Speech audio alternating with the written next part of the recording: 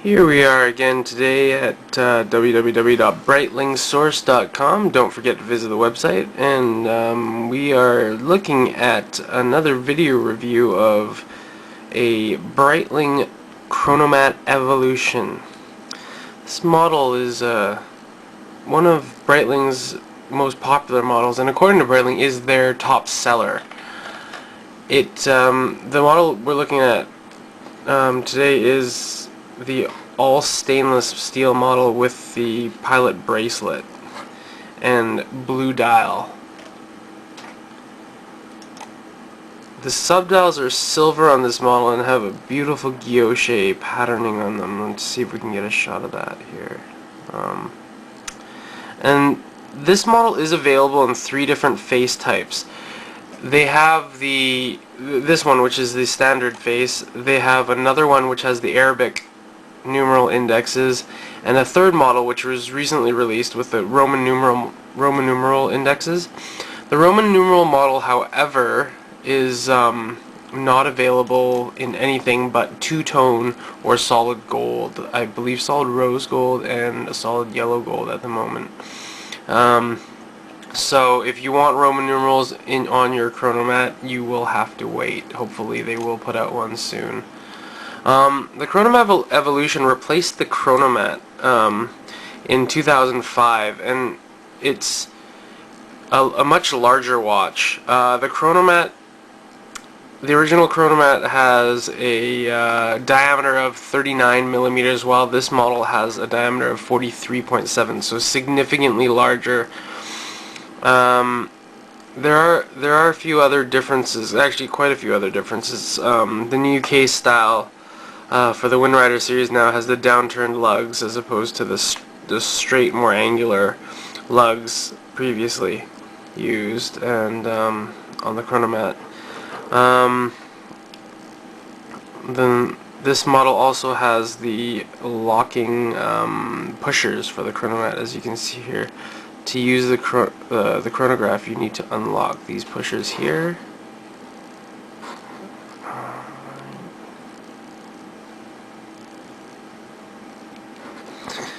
And then you push the top one to start. It's a standard Breitling caliber 13 movement, which is based on the Valjoux 7750.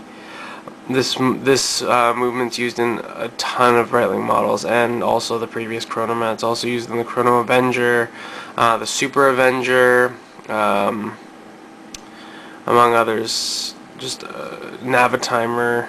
The old Navitimer. The current Navitimer doesn't use this. Doesn't use the caliber 13. It uses the caliber 23.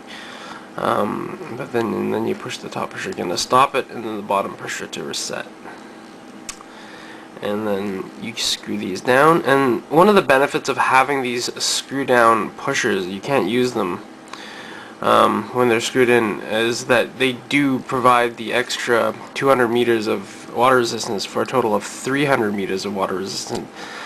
Previous models with the chronograph pushers only had 100 meters.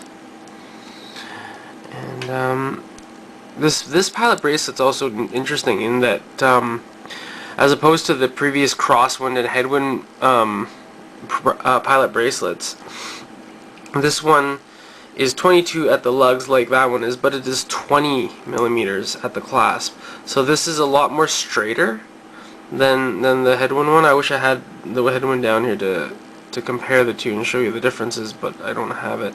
But yeah, that is one significant difference. And when it's on the wrist, there's a noticeably wider clasp on it, and it's kind of nice. It's a more consistent look all the way down.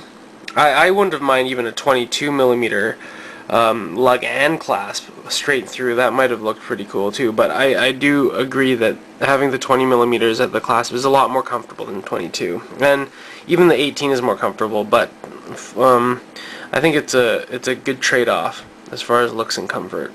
But on my somewhat small 6 3/4 inch wrist, this is what the Chronomat Evolution looks like. Really nice watch. One of the things I do miss from the previous Chronomat, especially the Chronomat GT and the recent models, was the sort of ridge around the totalizers. and I think they called it the GT, the Grand Totalizer, when it was initially put out. They had the two models, the Vitesse and the GT, and finally they had just the regular Chronomat, which also had the thicker bezel around the totalizers, but it was a little bit different than the GT. Now there's no more bezeling around the totalizers. Maybe they'll introduce it later though. Nice applied logo there, with really nice writing.